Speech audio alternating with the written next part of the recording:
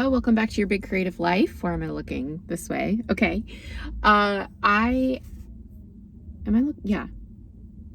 Sorry, I had a moment of getting confused about where I was looking on my phone. But just a reminder, if you want to watch the episodes instead of listen to them, you can do so on YouTube at Katie Wolf Writes, and you'll be able to see the video of the episode. Or if you're watching on YouTube, the episodes are also on Spotify and Apple Podcasts if you prefer to listen in a podcast format with just the audio. Okay. Let me see if I have any announcements for y'all before we dive into the content for this week. I think my only announcement is I have one coaching spot open right now in my 6-month program. This is for any writer who wants support in editing and accountability in the process of writing their novel. So how it works is we work together one-on-one for 6 months, and I review pages along the way as you're writing. We have coaching calls. I do a full round of editing, a full manuscript evaluation that gives you feedback on things like plot, characters, pacing, conflict, etc. And then we also have access to this app that I use with my clients called Voxer, where you get to check in with me once a day, Monday through Friday, if you want to ask any questions, to get help with brainstorming, for accountability purposes, basically whatever you need. It's there for you to use as much as little as you would like. So I have one spot available for that. And this is ideal for anyone who is either like, you've got a rough idea of the book you want to write, but you haven't started writing.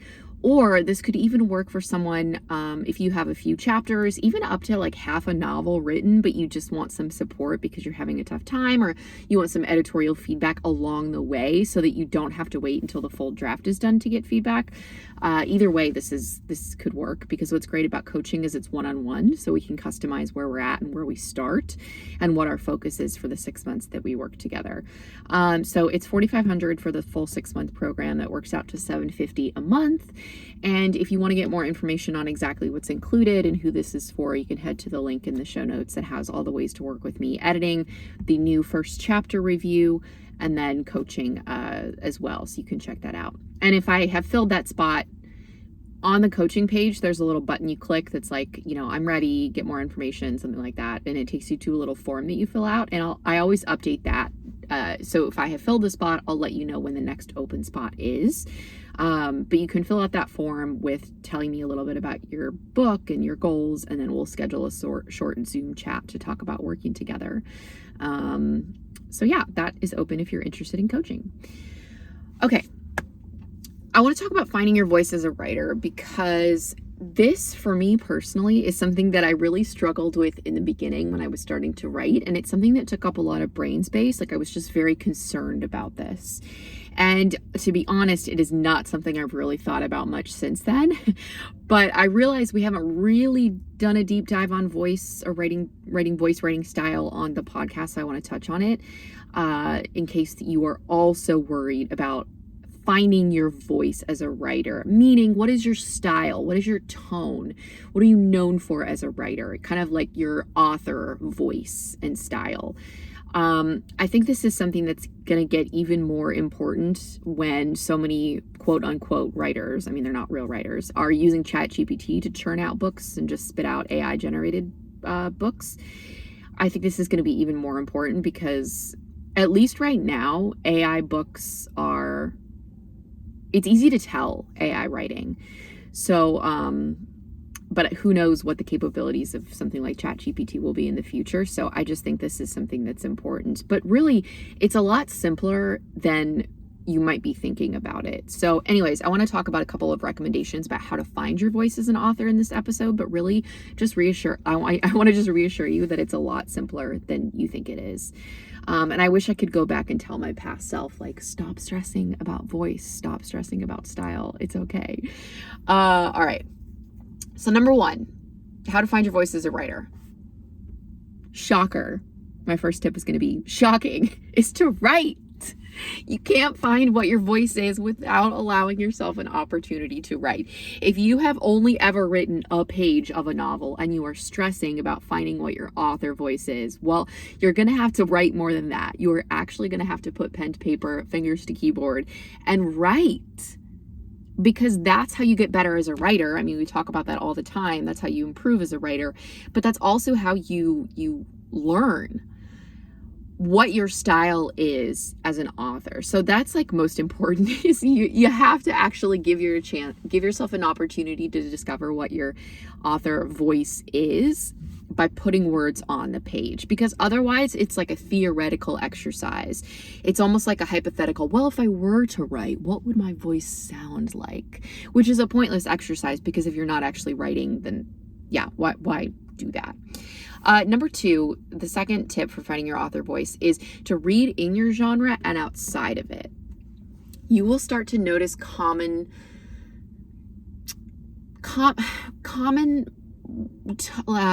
tones and vibes and voices in your genre, but then also outside of it. So just as an example, I write thrillers, okay? And there are some common styles, there are kind of common vibes that happen in thrillers, right? Which makes sense, because you're going for those ominous vibes. You're going for the suspenseful vibes and the twisty vibes, and there's something sinister's lurking just beneath the surface. Those vibes are very common in thrillers. If you are writing, I said that weird. If you're writing romantasy, for example, and you read a lot of romantasy, you will start to notice that there are a lot of commonalities in the way that different romantasies are written. And that's not a bad thing. I'm not saying that. It's just kind of a neutral thing. I think it's like important to get your head around genre, first of all, because if you are, let's use those 2 examples. Let's say you're writing a romantasy, but your tone and your style is very thriller-ish, but you're not intending that. You're not like, your plot isn't twisty or suspenseful at all, then that's going to be a mismatch and maybe feel a little bit tonally sort of odd. But then also, I just think that's something I talk about all the time, is improving as a writer. Like, yes, it's writing because that's the most important, but also reading like a writer. So starting to understand how different writers are creating characters and developing their plots and developing conflict and how they're structuring their dialogue and descriptions and all of those things. The more that you read and the more widely you read, you will start to be able to identify the voice of other writers. And if you can articulate the voice of other writers, that starts to train your eye so that you can maybe do the same thing with your own writing. So definitely read in your genre, but then outside of it. And a quick note, I mean, this should be obvious to say, but I guess I should explicitly say it.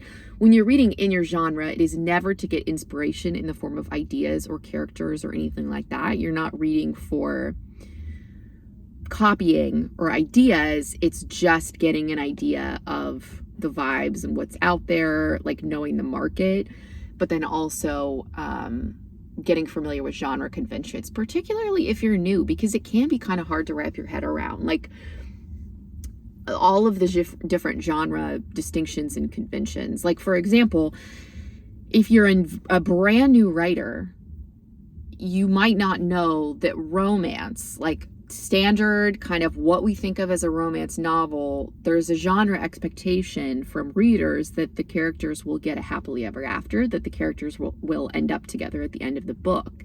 But if you don't know that and you set out to write a classic kind of like romance novel, but there's heartbreak and they don't end up together, that's going to be a mismatch and readers are going to be turned off by that. So anyways, that was a bit of a tangent, but okay. Next tip. Really, the secret to this is to just like allow yourself to write naturally. However the words are coming out on the page, that's your voice. So don't force yourself to write in a certain way or a certain style. Now that might sound like a contradiction, because I just said, I talked about like tone and vibes and genre. So I'm not saying like me writing thrillers, let's just use that as an example, because there are such distinct vibes and kind of style of a thriller or a suspense or a mystery, something like that. Yes, you want to match the vibes of the genre, but I don't force myself to write in a very literary style with lots of beautiful prose, beautiful sentences, lots of flowery kind of like descriptions of things. I don't force myself to write that way or try to force myself to write that way, because that is not my strength as a writer. That is just not my style. So if I were to write a thriller and agonize over it and force myself to sound more literary because I thought that's what I was supposed to do, it would be an exercise in frustration and stress and probably failure. I probably wouldn't be able to do it very well because that's just not my natural writing style. That's not my voice. And I've come to that realization after writing so much, because in the beginning, I did try to force it a little bit. I've talked on this podcast before about how I came into writing with some horrible assumptions about like quality of literature, and that genre literature wasn't, or genre of fiction just wasn't as good as literary fiction because that's what I studied in college. That's just like, I don't know, I was dealing with a lot of like stuff that I had internalized about what makes good fiction. I'm putting that in quotes. And so I did, in the beginning, try to write something that skewed more towards literary fiction, but it was like pulling my hair out, and it felt uncomfortable. It felt unnatural, and I just didn't enjoy the process that much. So when I leaned into just allowing the words to freely come out on the page, and to make sure that I naturally have those vibes that you need for a thriller, right? The twisty vibes, the kind of mystery, the sense that there's tension crackling beneath the surface, like all those genre things, allowing myself to embrace those elements. And then just in terms of my voice, just letting it be what it is. And that might sound overly simplistic, but that's actually what finding your voice is allowing yourself to write the way that the words naturally come out. Now, one additional kind of thing I want to tack onto this is, so I am a firm believer in getting the rough draft out first, letting it be very messy before you go back to edit. So for me, what this looks like in my own process is a lot of times, yeah, I have a bit of tension, a bit of suspense, a bit of those vibes, some twists in my first draft, but it's kind of flat because I'm just getting the story out. I'm figuring out the characters. I'm figuring out what happens. I'm figuring out dialogue. Like all that stuff is kind of a work in progress, right? So in editing, that's when I really go in and make sure that the sentences have those things that I want, making sure that there is quick pacing, making sure that there is tension and all of those things that I want my writing to have. So some of this might come through in editing, and that's okay. It just is a matter of letting it be what it is and not trying to force yourself to write in the style of another author. I think that's one pitfall that new writers can have as well, is to look at a particular author who's very successful or who they love. Sometimes it's just out of being a fan for that person in the genre and thinking like, oh man, if only I could write like this person. And then they set out to try to write a book and they want to like kind of copy the style of that person. Sometimes that works, but in that case, you're not honoring your own voice, how things want to come out, if you are just trying to mimic and copy exactly what someone else is doing. And the last tip to help with this, in case you're still like, yeah, that sounds good, but I still don't really know, is to get an outside perspective to help you identify what your writing voice is. And look, this is hard to do. And I don't know that, like, okay, I'll just give the example of editing clients. Like if I edit a client's manuscript and then I send them the notes and I send them the feedback or whatever, my suggestions, and then they wrote me an email back and were like, hey Katie, thanks for all this, can you tell me what my voice is as a writer? Like, I don't know that I would really be able to do that. I probably could come out with a couple of points or a couple of adjectives, but it's hard. And it's also like, I don't know, unless there's a reason for that. I'm not sure that that's something you need to really be able to pinpoint, because where a lot of that comes from is other people. So if you'll notice, like if we take a very successful author who's written a lot of books, who is widely read, the person's kind of known, a lot of the ways that people describe her style, it comes from other people. It comes from reviewers. It comes from people who've bought the book and are reviewing it. It comes from press, like journalists who are reviewing the book and writing an article about it. Those are the people who are describing the author's writing voice and the writing style. It doesn't come from the author themselves. So like, I don't have to, for example, God, I feel like I've been saying this for like 3 months, but it's true that my agent and I'm just waiting for my final check on my manuscript, on my latest round of edits that I sent my agent before we send it out on submission. So it's getting ready to go out on submission soon. But it's not like I've had to come up with the descriptors of my author voice or style in order to send it out. And it's not like an author has to do that before they publish, right? So you can get an outside perspective. And before publication, what that looks like is beta readers or critique partners or your friend who reads a lot and can give you some suggestions, or an editor. Again, I don't know that, like, if an author, one of my clients, were to ask me, what's my voice? Like,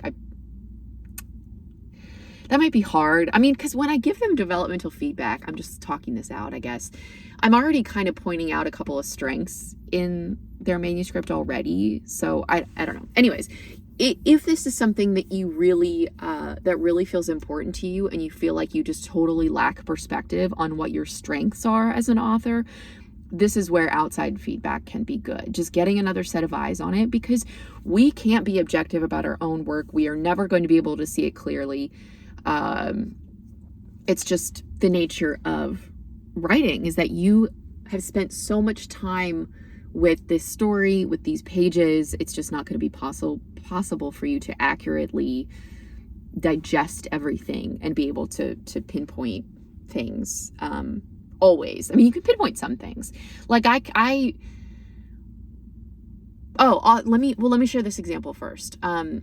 Or this, not example, I guess, but I'll just share this. I think I've talked about this on the podcast before, that when I was in Nashville, I was a member of a critique group, and I brought an early chapter of a novel to the group. And there was someone in there who was like, okay, I can't really pinpoint how you're doing this, but there's a lot of, like, really good, there's this undercurrent of tension in all of these pages, in this scenes. It's like very tense. It feels like there's something big that's about to happen. And I think when I initially started writing the book, I wasn't totally committed on making it a full-on thriller at that point. But then hearing that was like, okay, that's something that comes easily to me. That is a strength of mine as a writer. So it makes sense to kind of lean into that because it's easy. Whereas if I had been a very different type of writer, let's say I was someone who was very literary, had absolutely freaking beautiful prose, you know, someone could pinpoint that and be like, these sentences are incredible, then I would lean into that, because that might come easily to me. And there are some writers who can do that, and I always admire that in authors.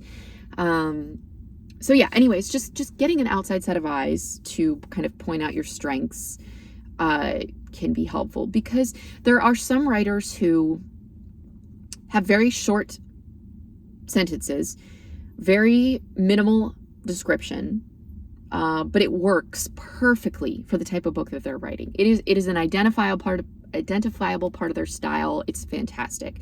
Then there are authors who have lush description and very complicated, long sentences, and that works great for them. So it's not a matter of one being better than the other, because it just, they're different approaches, they're different tones, they're different styles. And I'm sure you can even pinpoint books that you love or books that you've read recently where the actual style of writing, how the author approached it just felt very different for you. It was a different reading experience. And some of that just comes down to personal preference. If we think about readers, you know, what you enjoy. So yeah, and that's something I see all the time with editing clients. Even though I'm not line editing in the sense that I'm giving them feedback on the actual prose and how to improve it, I'm still aware of it because I'm reading the manuscript and I'm reading the sentences. So I have some clients who are very minimal with things, but it just works well for them, and some aren't, and it works well for them too. But yeah, getting that outside perspective can help. So I hope that's helpful. If you are stressed about voice, I guess I would just say, don't stress. The most basic tip, if I could distill it down, everything we talked about in this episode, to one thing, it's that you have to just let the words come out the way that they're meant, that they come out on the page. And yes, of course, edit them. That's part of it. But what I mean by that is don't try to force yourself to sound like a certain person or to write a certain way that you think you should be, even though you're really not. And in editing, it's always a matter of improving the sentences and improving the writing. But the difference there is that you're not forcing it to be in the style of someone else. It's just improving what's already there. Okay, I hope that was helpful. Don't stress too much about your voice. Because I think when you put too much emphasis on it, it's almost like you can lose sight of the bigger picture things that are important in fiction, like the story, the conflict, the characters, the pacing, if you get so focused on how the writing's coming across. So, okay, I'm actually going to do a writing sprint after this. I've just started writing a new book. I have like 500 words written, not much at all, and I did some outlining where I just made some bullet points about the first few chapters to get my head around it. And I'm going to do like a 20-minute writing sprint before lunch, which I'm excited about. So wish me luck, and I will see you next week.